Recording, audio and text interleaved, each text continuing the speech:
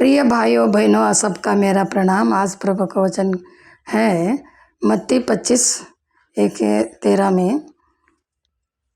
वह परलोक मार्ग में कैसे जाना है, कम से कम हम कैसे सिद्ध होना चाहिए, उसके बारे में वचन है। उसके साथ साथ एक दृष्टांत है। वो क्या कहे तो 5 कुंवारियों का। 5 कुंवारियों ने सिद्ध होकर आ रहे थे मदलिंग को भेंट करने के लिए।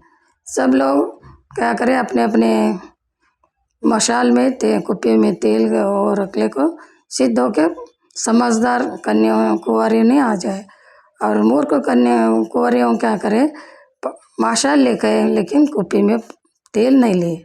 उसी तरह आको बैठे। फिर देर हुआ मसलिंग आने दूल्हे आने के लिए। जब वो लोग सुस्त होकर सो गए, सोने के बाद आधी रात होगा, जब आ रहे कह के सब लोग पुकारते पुकारते आए।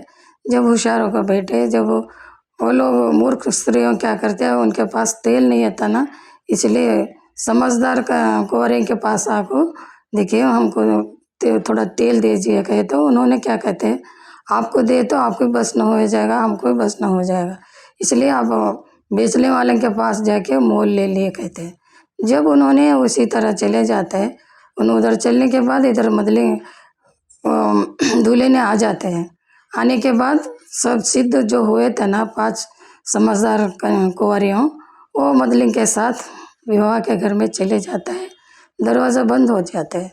जब वो 5 कुंवारियाँ आ जाती है मूर्ख, वो आको प्रभु हमको खोलिए कहे तो जब उन्हें दरवाज़ा खटखटाए तो नहीं खोला करते। अब कौन है हम नहीं पता कहते।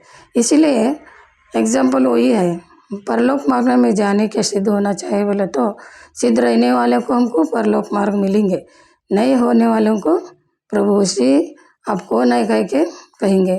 क्योंकि ऐसा नहीं होना कह के प्रभु यीशु ने क्या करे, भूलोक में हम सबके लिए आको नाना तरह के संकष्ट अनुभव करके क्रूस पर प्राण दिए।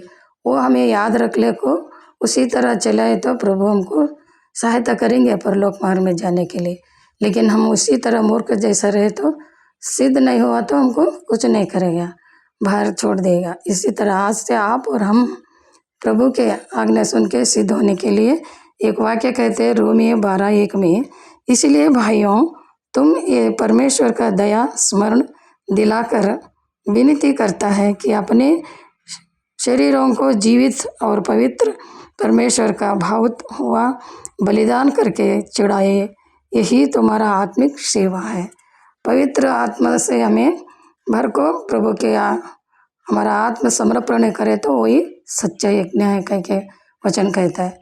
इसलिए हमारा जितने उतने हमारा हाथ से हमें पवित्र रह के प्रभु का आज्ञा को मानते उनके राह में चले तो हमको परलोक मार्ग में जाने के लिए प्रभु जरूर सहायता करेंगे कह के वचन कहता है। प्रार्थना करेंगे।